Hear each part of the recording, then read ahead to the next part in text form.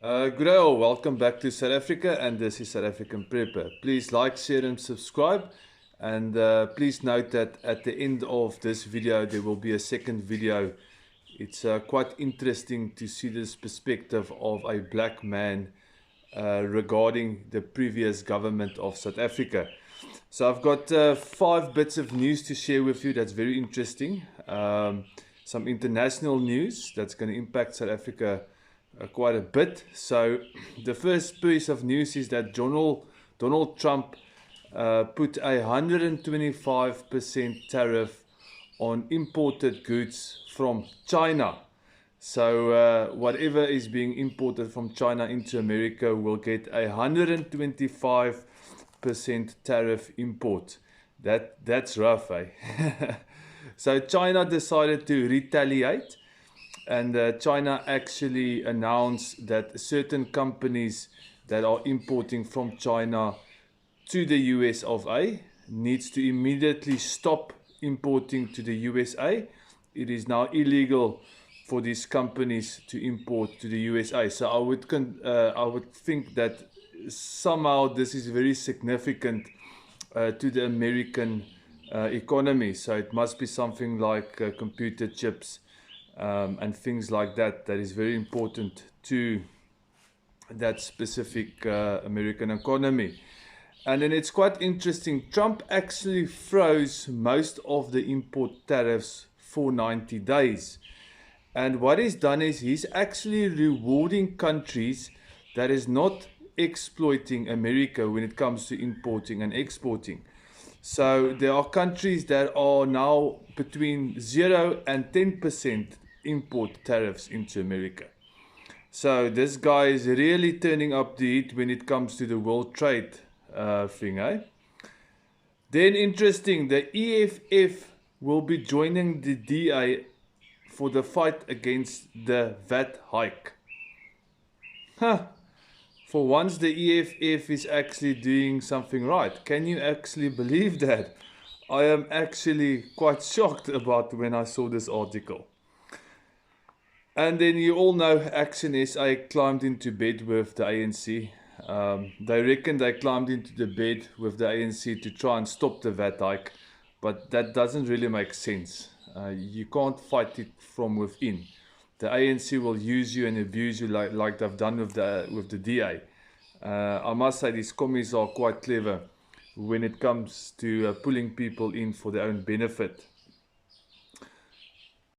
And then the last interesting thing that impacts South Africa quite hard, and that many people don't even know about, is China is heavily investing in Port Elizabeth, or what is it called now, Quebec or something, the new name.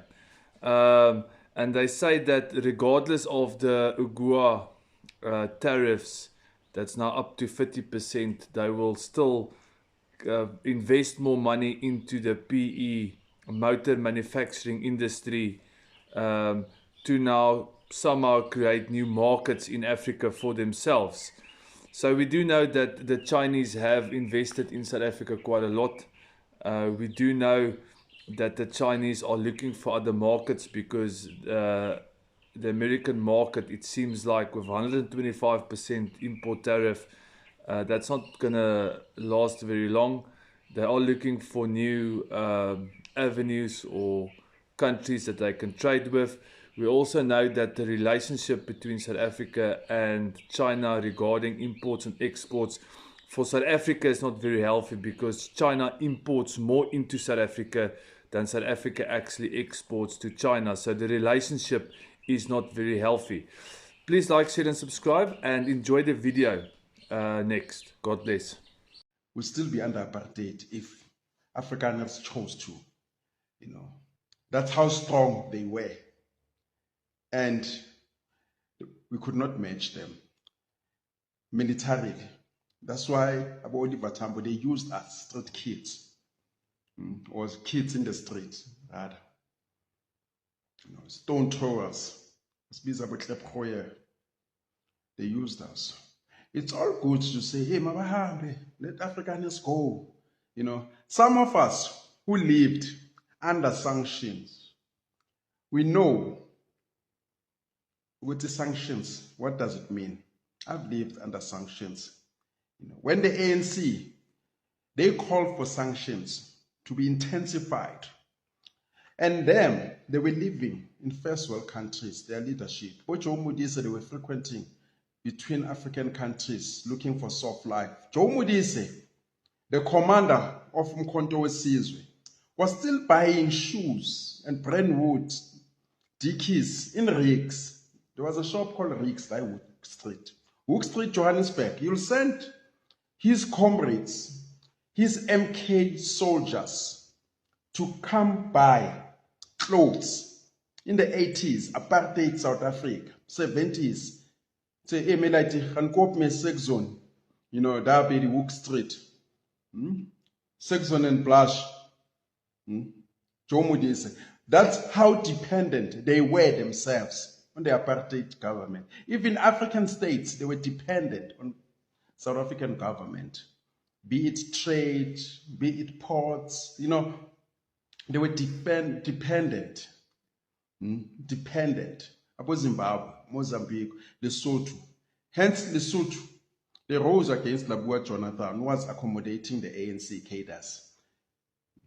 When South Africa threatened to sanction them as well in the 80s. Because Lesotho, it's easy to sanction Lesotho. Just say nothing comes out, nothing, going in. So the ANC, they called for sanctions. Abodi Batambo, they were in London enjoying the first wealth benefit.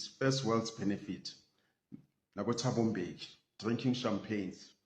Us here in 1983 to 84 mainly, to 85, people lost jobs.